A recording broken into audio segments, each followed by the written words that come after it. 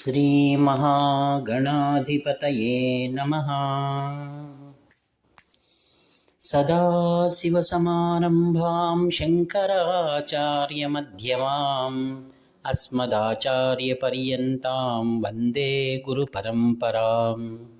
अपारकरुणासिन्धुं ज्ञानदं शान्तरूपिणं श्रीचन्द्रशेखरगुरुं प्रणतोऽस्मि मुदान्वहम्। देवे देहे च देशे च भक्त्यारोग्यसुखप्रदं बुधपामरसंसेव्यं तं श्रीजयेन्द्रं नमाम्यहम्।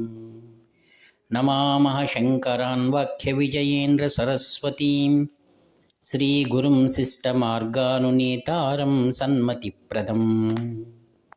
सर्वमङ्गलमाङ्गल्ये शिवे सर्वार्थसाधिके शरण्ये त्र्यंबके देवी నారాయణి నమోస్తుతే.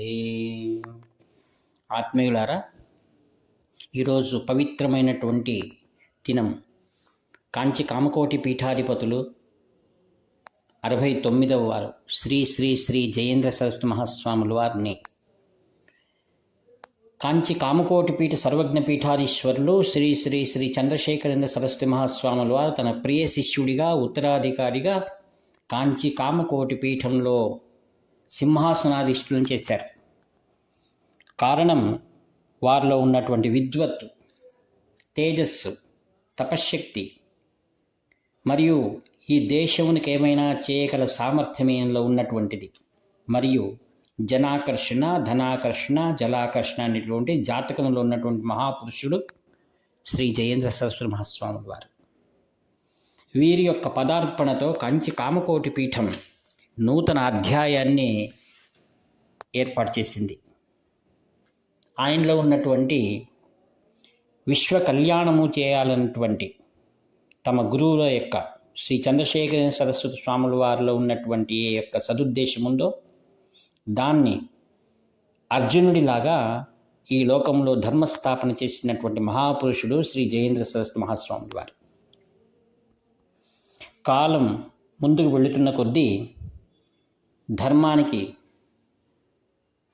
కొత్త అర్థాన్నిస్తూ ధర్మ అవనతికి కారణమవుతున్నటువంటి సమాజంలో దేశము, ధర్మము మరియు సమాజం గురించి చింతన చేసినటువంటి మహాపురుషులు శ్రీ జయేంద్రుల వారు.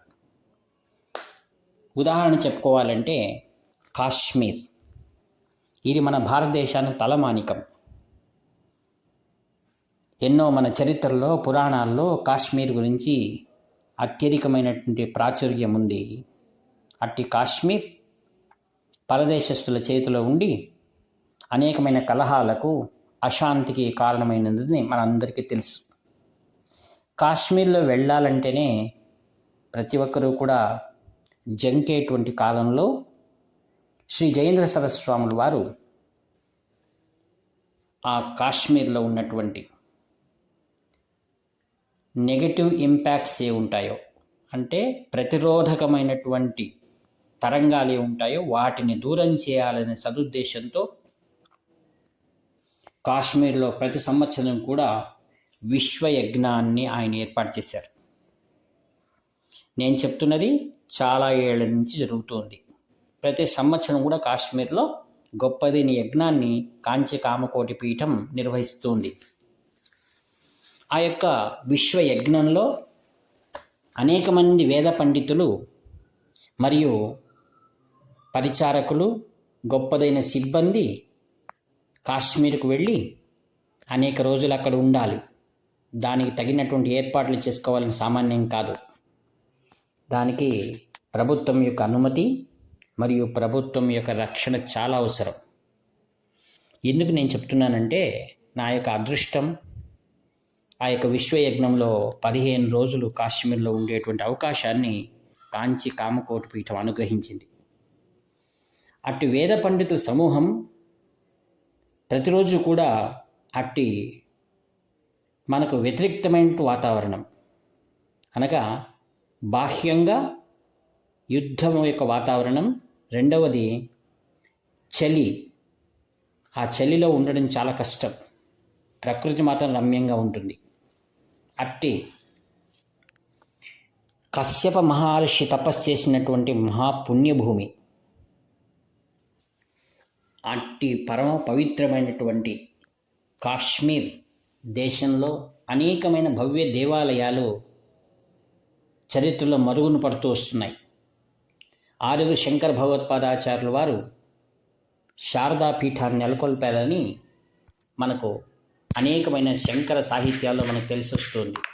ఆత్మీయులారా, ఇట్టి విరుద్ధమైనటువంటి ప్రతిరోధమైనటువంటి యొక్క వాతావరణంలో అందరినీ కూడా ఒక త్రాటిపైన తీసుకువచ్చి అక్కడ సాంస్కృతిక ఆధ్యాత్మిక కార్యక్రమాలు చేయడం అంటే అదేమంత సులభమైంది కాదు.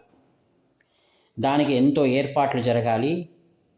మరియు శ్రీ జయేంద్ర సరస్వతి మహాస్వాముల వారి యొక్క సంపూర్ణ తపఫలం అక్కడ కాశ్మీర్లో ఎట్టి ఒడదుడుకులు లేకుండా నేటి వరకు కూడా విశ్వయజ్ఞం జరుగుతుంది. అక్కడ శంకరాచార్యుల వారి యొక్క పర్వతం అని ఒకటి ఉంది.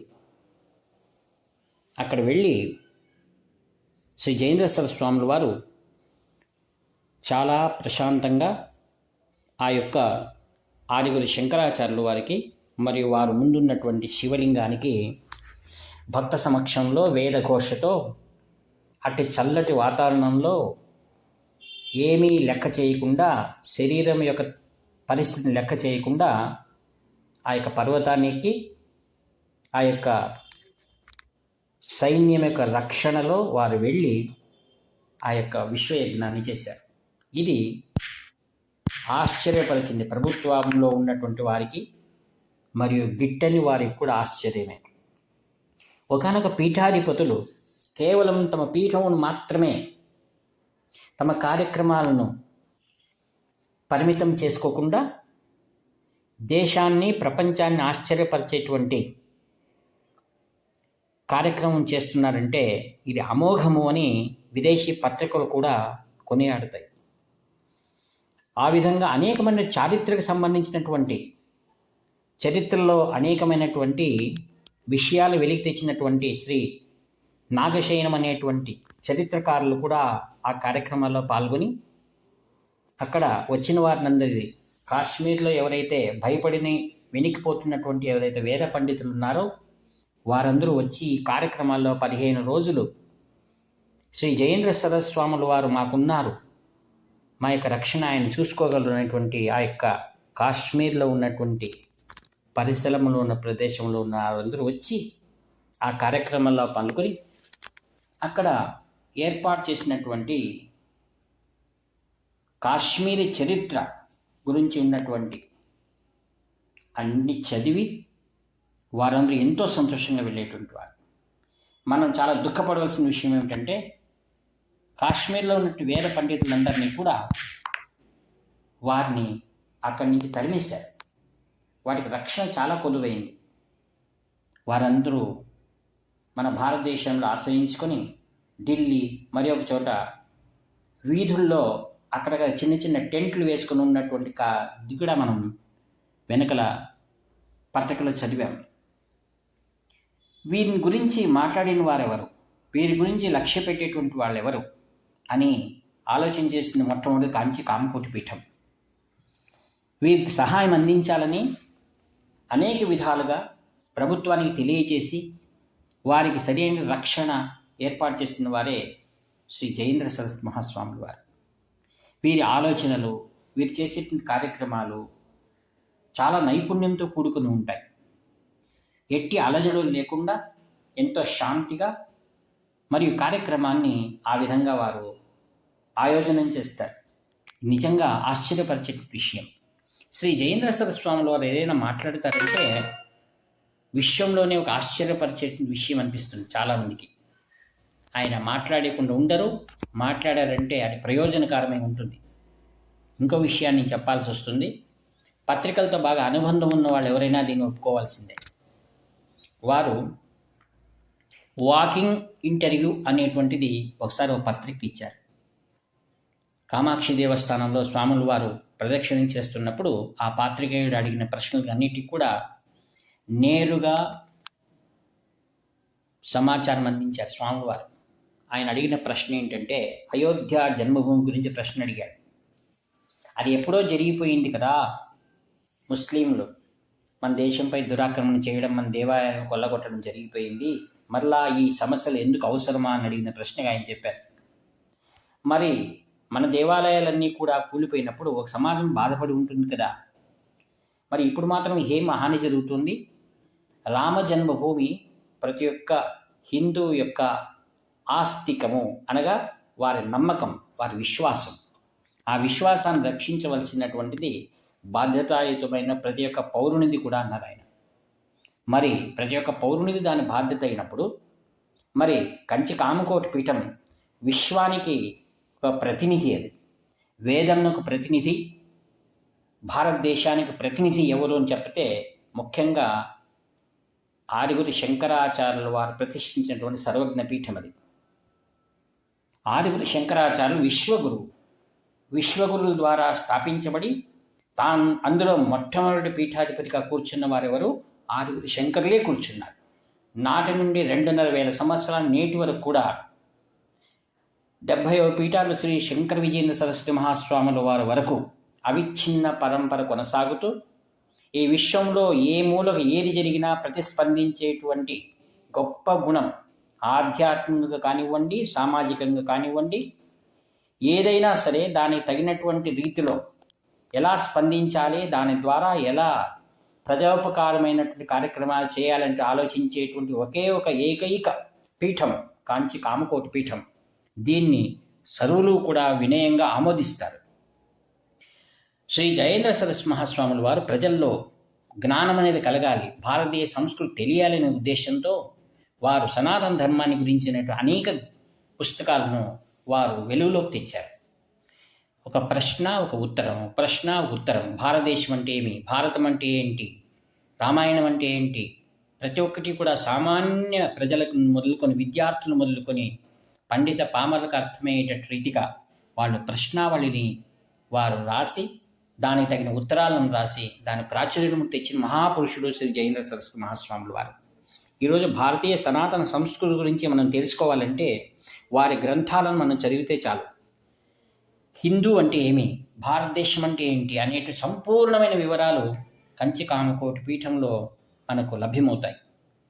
మరియు ఈ పుస్తకాలు వెలుగులోకి తేవడానికి కోసం ఏదైతే సనాతనంలో గొప్పదనిపించుకున్నటువంటి మన తిరుమల తిరుపతి దేవస్థానం వారిని ప్రోత్సహించి వారి ద్వారా ఎన్నో పుస్తకాలను అచ్చివేయించి ప్రజల్లోకి తీసుకువచ్చారు.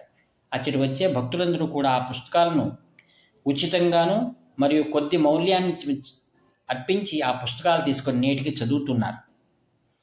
అదేవిధంగా ఏదైతే వేద పండితులు ఉన్నారో ఆ వేద పండితుల ద్వారా వేదం సమూలంగా ఈరోజు రక్షించబడి ఉందో, ఇంకా రక్షించబడాలో, ఇంకా వెలుగులోకి రావాలో ఆ సదుద్దేశంతో శ్రీ శ్రీ జయేంద్ర సరస్వాములు వారు తమ గురుదేవులైనటువంటి శ్రీ చంద్రశేఖర సరస్వతి మహాస్వాముల వారి యొక్క సంపూర్ణ వేద రక్షణ అనేటువంటి ఉద్దేశాన్ని